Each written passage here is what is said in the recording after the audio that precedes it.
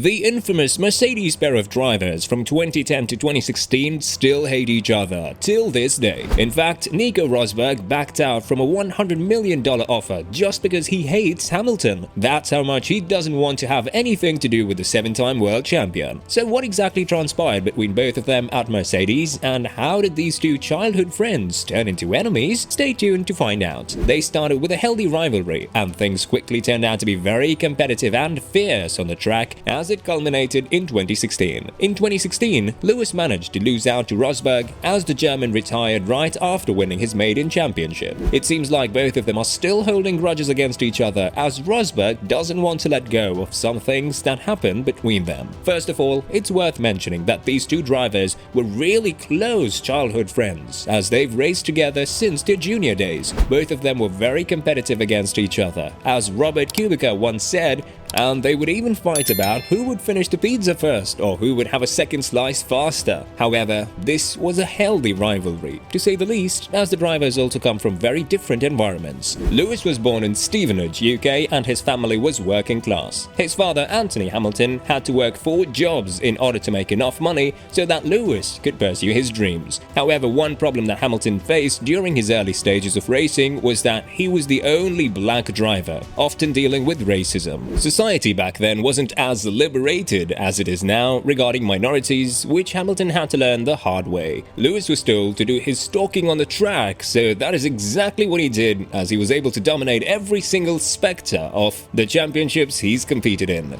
On the other hand, you have Nico Rosberg. He was born in Germany but grew up in Monaco. He traveled a lot and attended world-class international schools, something that Hamilton would have dreamt of at his age. Rosberg's father was a proven F1 driver and a championship winner in 1982, Keke Rosberg. So, apart from the passion and love for racing, Keke was the main investor in Nico, making sure that he wouldn't have to struggle with the financial part of racing. Rosberg made his debut 1 year prior to Hamilton in 2006 in Williams, while Hamilton was part of the McLaren Young Drivers program as he joined the sport in 2007. As a result, both of the drivers had very different beginnings in this sport, and this is a significant difference between them, as they later went on to be teammates in Mercedes.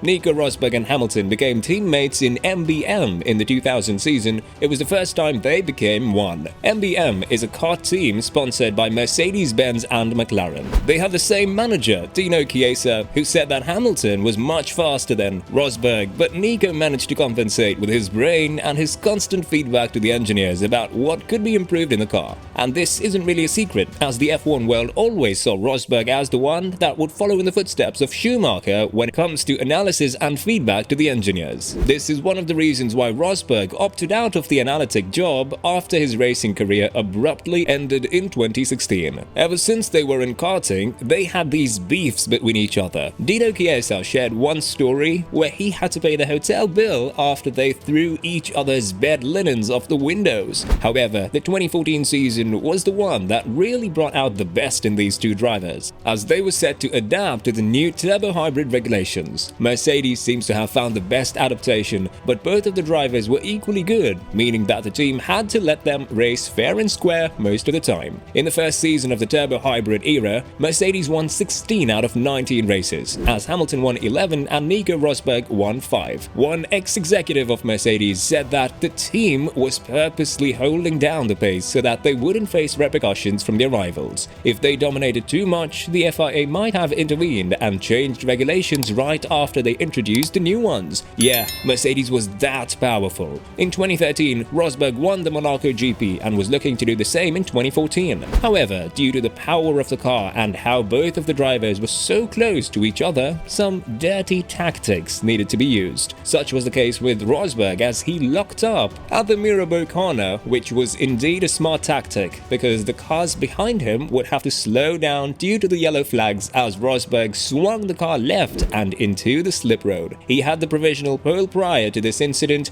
and he would start from the pole position the next day. Rosberg also won the 2014 Monaco GP, joining the company of Senna in winning consecutive times here in Monaco. After a long investigation, the stewards decided to not punish Rosberg as he wasn't at fault, which in the eyes of Hamilton wasn't really sitting right. From then on, the relationship just got worse. At the Belgian GP, Rosberg's front wing collided with Hamilton's car, as the Briton had to retire due to terminal damage to his car. Meanwhile, Rosberg pitted and his car was able to be fixed, so he climbed all the way back to P2. All this and he still failed to win the championship in 2014. 2016 was the year that Rosberg won his championship, as he had the advantage mainly because of the engine issues that Hamilton had. The year was yet again dominated by Mercedes, with the competition nowhere to be seen. After their fierce battle in 2016, everybody expected Rosberg to resign from Mercedes and continue the domination for many more years alongside Hamilton. However, this wasn't the case, as the German decided to retire right after winning his maiden and only championship. Rosberg admitted that right after he crossed the line in the final race in Abu Dhabi in 2016, he had already made up his mind about his retirement. But racing Hamilton wasn't really easy for Rosberg, as he hired a psychologist and a mental trainer to put himself in the right mental condition to beat Hamilton. Yes, that is how much it takes to beat a dedicated and motivated F1 champion in Hamilton. However, Nico felt as if the glass had already begun to overflow, and he felt as if he was drifting away from what was most important to him, his family. Therefore, he decided that enough is enough. He's proven his point, and the championship is in his locker room. But Nico hasn't completely given up on F1. He has been back in the sport as an analyst and has spoken multiple times about Lewis Hamilton as his teammate. For example, in 2022, Mercedes is struggling a lot to perform as we've been used to in the last 8 years. Therefore, Toto Wolff has said multiple times that the car is undrivable and they're really far away from what they want to achieve.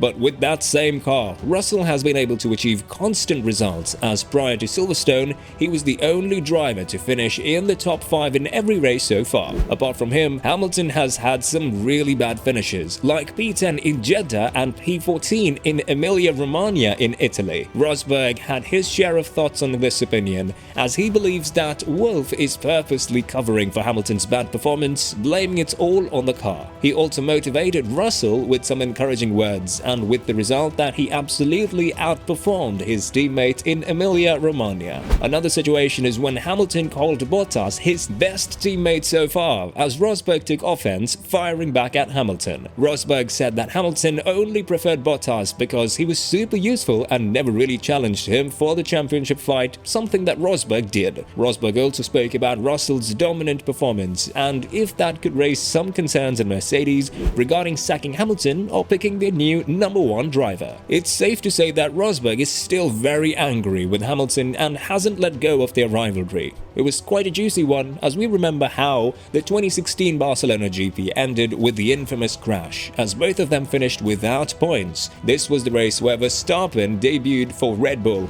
as he managed to finish his first career GP for them. Considering the fact that Rosberg has visited a psychologist and a mental trainer just to beat Hamilton, you can't blame the German for still holding a grudge against Hamilton. The case was similar with Bottas, as the Finn said recently in an interview that he even considered quitting F1 just because he couldn't outperform Hamilton, as he finally found the groove in 2018. Yet, it wasn't enough for a championship drive, nowhere near close to Hamilton and his class. As for Rosberg, we can only imagine what would have happened if he stayed in the sport for many more years. Check out the next video here. Take care and drive safely.